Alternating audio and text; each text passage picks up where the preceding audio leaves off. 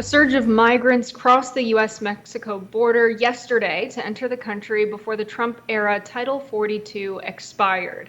Title 42 ended yesterday, and according to AP News, the lifting of the pandemic-related policy would make it more difficult for migrants to stay in the United States. In February, the Biden administration announced a new rule that will largely prevent migrants who traveled through other countries on their way to the U.S. from applying for asylum in the United States, similar to the Trump practice, CNN reported.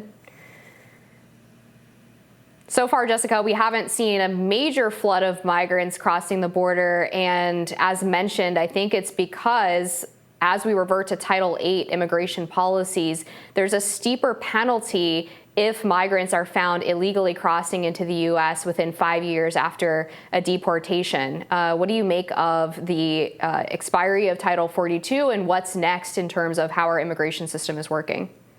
Yeah, I think, we're experiencing a bit of a mess in policy that is the culmination of decades of pretty bad immigration policy in the United States. Now we have a federal judge in Florida saying that, if someone is not found to be court ordered and they are not deemed to be a legal asylum seeker, then they'll be deported and must stay out of the United States for 5 years.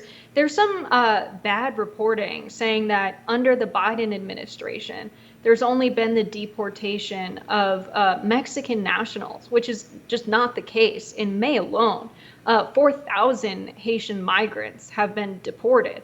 And so this kind of misinformation about immigration is pretty standard when we have these democratic regimes, because they want to make it so that they are the party in narrative that is good on immigration. But the policy is just not there. There are many people who are activists in this space who would point out that the Biden administration is not great when it comes to deporting migrants and managing migration. For me, I think back to a time when we did not have a closed border, and we have a pretty intertwined agrarian economy between the United States and Mexico. You have people crossing the border as seasonal workers working on farms in California and across the United States, and then going back home in the colder seasons in the United States to Mexico, to their families. And people didn't stay and settle in the United States until that border was closed. And so this is a bit of a man-made problem when you think about the policy that intended to keep people out. It ended up having people stay and start families here, which wasn't their preference either.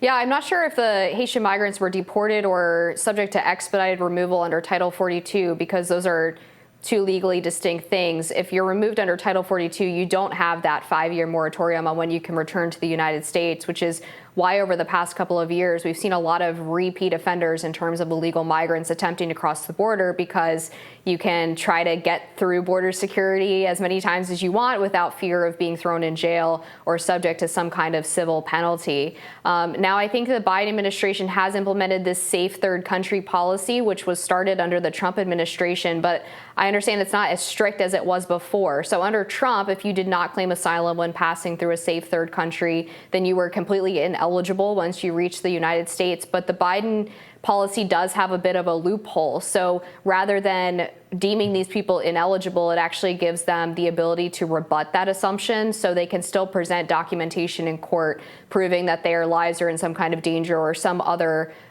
issue in their home country that would give them eligibility for asylum. So they're definitely not as strict as Trump was, but it is interesting that they are sort of backtracking on this idea of having a more open borders policy, because of course they accused Trump of having all of these non-compassionate, cruel policies when he was in office.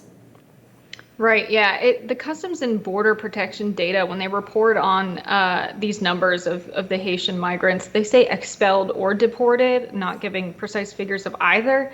But yeah, I would agree that it's not a solution to say, okay, you've been denied asylum, we're going to keep you at this Border Patrol facility. I think the detainment of people trying to cross the southern border is not a solution. And it's kind of been forced by this political stalemate, right? Because you have Biden trying to lift Title 42, and then you have a federal judge out of Florida saying, we actually need to keep these folks in the facilities, which is also a drain on resources. Many people make the argument that the reason we can't have migrants coming in is because there's not enough to go around. We don't have enough resources for them in the United States, and we also don't have enough jobs, which is a totally separate conversation. But if you want to make it about resources, how many resources are we spending on detaining migrants trying to come over the southern border, which is a problem that the United States had a hand in making when they meddled in the affairs of countries across Latin America and Central America. And so when you cause so much disruption,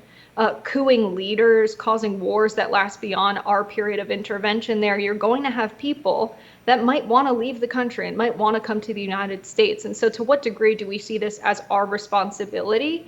And do we take some policy action when it comes to economics to open up more jobs for people to have in the United States so that these people can be put to work if they want to start a life here? I think that really needs to be the path if you want to be a president that changes our dominant narrative and our policies that we've passed for the past better half of a century when it comes to migration.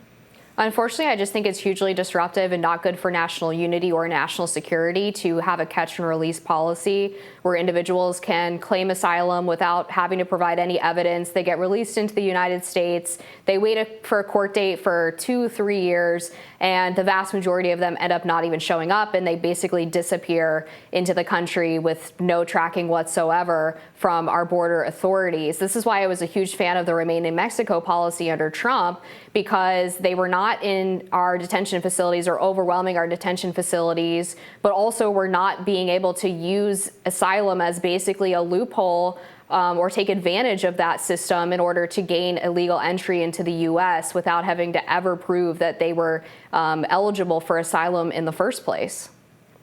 Yeah, I think I would totally be for, instead of a catch and release policy, there would be, a pathway to citizenship instead, which is something that neither party has taken real substantive action on and had the opportunity to do so.